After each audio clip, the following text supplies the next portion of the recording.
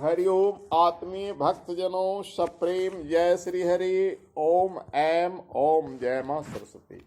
प्रसंग है, एक राज में ऐसी व्यवस्था थी कि 10 वर्ष तक जो राजा राज करता था उसे किसी घने जंगल में ले जाकर छोड़ दिया जाता था, जहां हिंसक प्राणी रहते थे, जहां न अन्न था न जल था। भूखे प्यासे राजा तड़प तड़प के मर जाते थे। ऐसा पीढ़ी दर पीढ़ी कई राजाओं के साथ चला।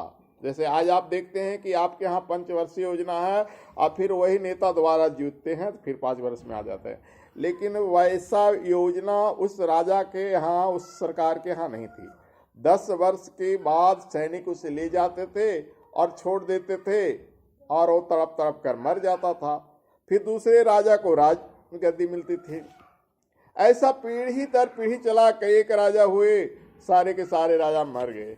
लेकिन एक बार एक बुद्धिमान राजा, प्रज्ञावान राजा गद्दी पर बैठा और उसने पता लगाया कि वह कौन सा जंगल है जहां इस गद्दी पर बैठने वाले को छोड़ दिया जाता है।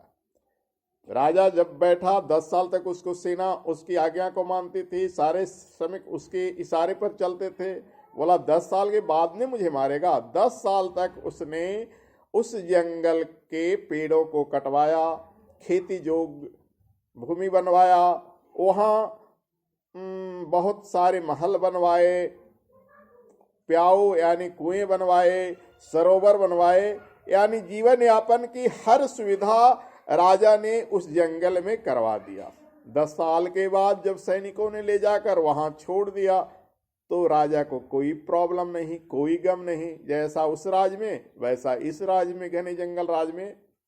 तो इस कहानी के माध्यम से मानव को ये शिक्षा मिलती है कि आपको ये जो गद्दी मिली है उस राजा की भांति ही मिली है। किसी का उम्र 100 साल, किसी का उम्र 50 साल, किसी का उम्र 25 साल, लेकिन औसतन मानव आयु 100 साल निर्धारित किया गया। आज 100 लोग नहीं बचते हैं तो 80, 75, 70 जरूर बचते हैं।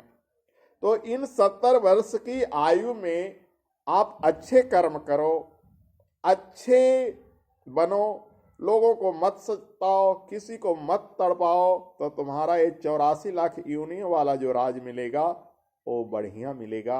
अच्छी गद्दी प्राप्त करोगे, स्वर्ग लोक को जाओगे, अच्छे अच्छे लोक को भ्रमण करोगे।